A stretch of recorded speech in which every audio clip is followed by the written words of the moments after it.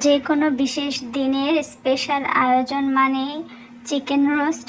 আর সেটা যদি হয় ঈদ অথবা যে কোনো অতিথি আপ্যায়ন, তাহলে আমরা সবাই কিন্তু এই চিকেন রোস্টটা করে থাকি। আজ আমি আপনাদের সঙ্গে চিকেন রোস্টের রেসিপিটি শেয়ার করছি। তো চলুন রেসিপিটি শুরু করি।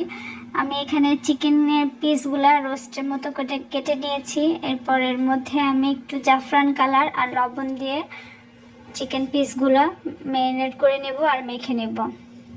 তারপর এগুলো ভাজার জন্য কড়াইয়ের মধ্যে তেল দিয়ে দিলাম। এখন সবগুলো চিকেন পিস দিয়ে এগুলোকে ভেজে নেব। অনেকে একটু খুব বেশি ভাজাটা পছন্দ করে, আমার কাছে একটু হালকা ভাজলেই ভালো লাগে। তাহলে চিকেনটা মনে হয় যে একটু জুসি থাকে আর এর মধ্যে মশলাটাও ভালো মতো যায়, খেতেও ভালো লাগে। তো আমি খুব বেশি ভাজবো না, আমি হালকা করে দুই পাশ একটু ভেজে নেব। ভেজে চিকেনগুলো উঠিয়ে নিচ্ছি।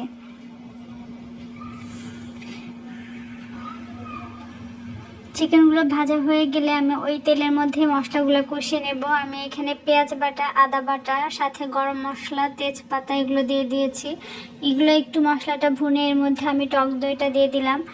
টক দইটা এভাবেও দেওয়া যায়, আবার চাইলে বাটিতে একটু ফেটে নিয়ে তারপরেও দেওয়া যায়। এভাবে দিলে মশলাটা খুব ভালোভাবে কষিয়ে নিতে হবে যেন টক দইয়ের দানা ভাবটা না থাকে। যখন টক দইয়ের দানা ভাবটা চলে যাবে মশলাটা কষাতে কষাতে, ঠিক সেই পর্যায়ে আমি এখানে বাদাম বাটা আর পোস্ত বাটা দিয়ে দিলাম। আর দিয়ে দিলাম একটু লাল মরিচ গুঁড়া আর স্বাদ মতো লবণ। এখন মশলাটা খুব ভালোভাবে কষাবো যেন মশলার গন্ধটা না থাকে। মশলাটা খুব ভালো করে কষানো হয়ে গেলেই এর মধ্যে রোস্টের পিসগুলা দিয়ে দেব।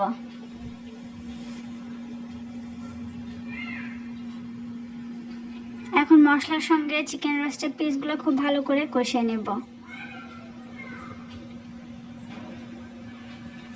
রোস্ট আসলে এক একজন এক এক রকমভাবে রান্না করে, প্রত্যেকের রান্নার পদ্ধতি কিন্তু আলাদা।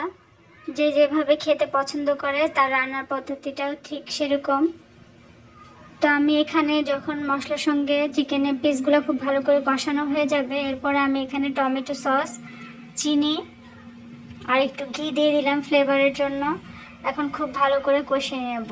আমি এখানে কিন্তু এক্সট্রা কোনো পানি ব্যবহার করিনি, যেহেতু চিকেনটা ভাজা আছে আর মশলার সঙ্গে বেশ অনেকক্ষণ কষানোর ফলে চিকেনটা সিদ্ধ হয়ে যাবে। যদি চিকেনটা মনে হয় যে সেদ্ধ হয়নি, সেক্ষেত্রে একটু পানি ব্যবহার করা যেতে পারে। তো এই তো এর মধ্যে হয়ে গেল আমার রোস্ট রান্নাটা। আমি এখানে নামিয়ে একটু পেঁয়াজ বেরেস্তা দিয়ে ডেকোরেশন করে নিয়েছি। আমার রেসিপিটি কেমন লেগেছে সবাই অবশ্যই কমেন্টস করে জানাবেন। আসসালামু আলাইকুম, আল্লাহ হাফেজ।